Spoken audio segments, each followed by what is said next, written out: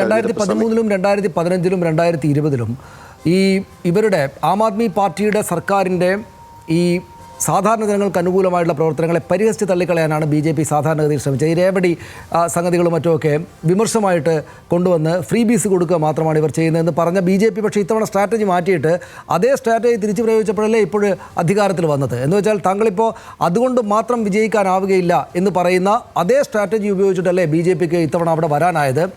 Aam Aadmi party നൽകുന്നതിനേക്കാൾ കൂടുതൽ free ബീസ് ഞങ്ങൾ തരാം എന്ന് പറഞ്ഞപ്പോഴും ആം ആദ്മി പാർട്ടി അഴിമതി വിരുദ്ധ പ്രസ്ഥാനമായിട്ട് വന്നിട്ട് അതിനെ അഴിമതി പാർട്ടിയാണ് എന്ന് ചിത്രീകരിക്കാനും പറ്റിയത് കൊണ്ടല്ലേ നിങ്ങൾക്ക് അവിടെ വിജയിക്കാൻ പറ്റിയെന്ന ചോദ്യം സ്വാഭാവികമായിട്ടും വരും.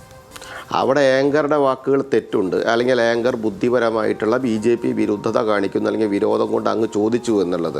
അങ്ങനെ ആം ആദ്മി പാർട്ടി ഒരു അഴിമതി പാർട്ടിയാണെന്ന പ്രതിച്ഛായ ക്രിയേറ്റ് ചെയ്യാൻ എന്ന് പറഞ്ഞാൽ അത് വരുത്താൻ നിങ്ങൾക്ക് ശ്രമിച്ചു എന്ന്. പ്രതിച്ഛായ വരുത്താനല്ല, അവർ തട്ടിപ്പുകാർ തന്നെയായിരുന്നു. അവർ 100% പരിപൂർണമായിട്ട് അഴിമതി കേസിൽ പ്രതിയായതിൻ്റെ പേരിലാണ് മുഖ്യമന്ത്രിയും ഉപമുഖ്യമന്ത്രിയും അവിടെ ജയിലിൽ കിടന്നത്.